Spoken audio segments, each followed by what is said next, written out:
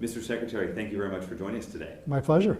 Let's talk about this fight against election fraud has now turned amongst some of your secretaries as a fight over election fraud detection. And I'm talking about ERIC, the Electronic Registration Information Center. It's a group of states that collaborate on different information sharing programs to try and catch double voting or people registered in multiple states, trying to stop election fraud.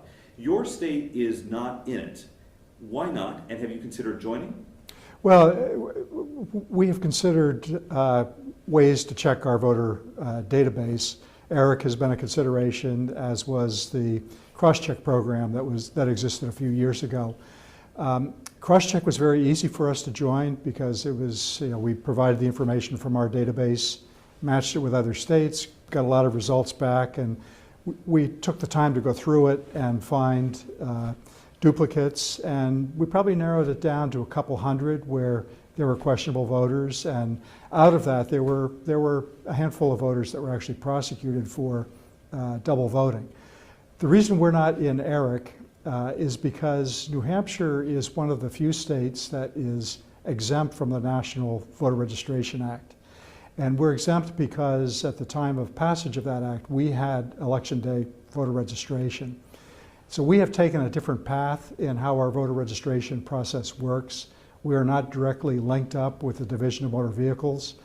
So we're not the motor voter statute. So for us to participate in ERIC, it would require some fairly significant infrastructure changes in the way we share data. And so we really haven't gotten beyond that initial situation. Let me talk to you about another issue that has come up. We have talked at this conference with you before about misinformation and disinformation. And so I want to ask you about this new frontier of disinformation, artificial intelligence, AI, deep fakes. Are you concerned that artificial intelligence or deepfakes could be used to mislead voters in your state? Well, yes, it's a big concern, as is misinformation and disinformation generally. Over the course of the last year, I had put together a special committee on voter confidence, which had some pretty high-profile leaders from both parties in the state of New Hampshire. And those individuals actually went out, traveled around the state, held meetings. There was always a topic that was being discussed, whether it was input from local election officials or academics or pollsters, just trying to get to the bottom of what we need to do to counter the misinformation that's out there and give the public confidence in the election process. And the outcome of that, the takeaways are actually pretty simple. It's the election process has to be transparent.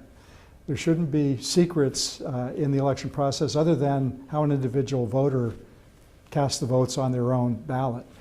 And we have to spend more time educating the general public, the voting public, on what actually takes place in a polling place. That there are checks and balances, actually many checks and balances that are in play when a voter goes to cast their vote. And that should give confidence in the election process. And I think to the extent that we can be more transparent and that we can educate the voting population, we're going to be better off whether there's artificial intelligence at play or not. Let's talk about another issue of concern to some secretaries. The Brennan Center for Justice in April released survey results that found about 1 in 5 election workers, 20%, said they plan to quit before next year's presidential election. That's the equivalent of 1 to 2 election officials quitting per day since the 2020 presidential election, facing unprecedented threats, disinformation, COVID, etc. Are you experiencing higher than normal election workers quitting in your state? I would say no, but again, New Hampshire is different in the way we run our elections. Our elections are run at the local level. The Secretary of State administers the elections, but every polling place, every community in New Hampshire elects its own moderator, clerk, supervisors of the checklist, selectmen, and they're the neighbors of the voters that participate, and they're the ones that actually run the polling place. And they bring their neighbors in to help with additional poll workers. And so we have a very healthy system in New Hampshire. That doesn't mean that it's not difficult for some communities to try and get people to help administer the polls. You know, there are isolated areas where that is a problem, and we're working on ways to encourage more voters to participate in that process. But in terms of voters feeling threatened, you know, there might be a slight uptick in individuals that feel that way. We are vigilant in New Hampshire. You know, we communicate with our law enforcement agencies. We are aware if there are any elevated threats in the state of New Hampshire, and we convey that to the polling places. But overall, our polling places in New Hampshire have a plan in place to deal with situations that may occur. And finally, sir, what is your top priority in preparation for the next statewide election? New Hampshire knows how to run elections.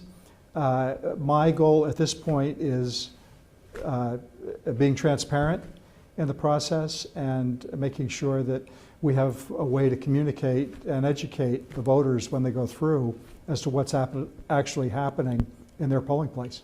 Mr. Secretary, thank you so much for your time. Thank you.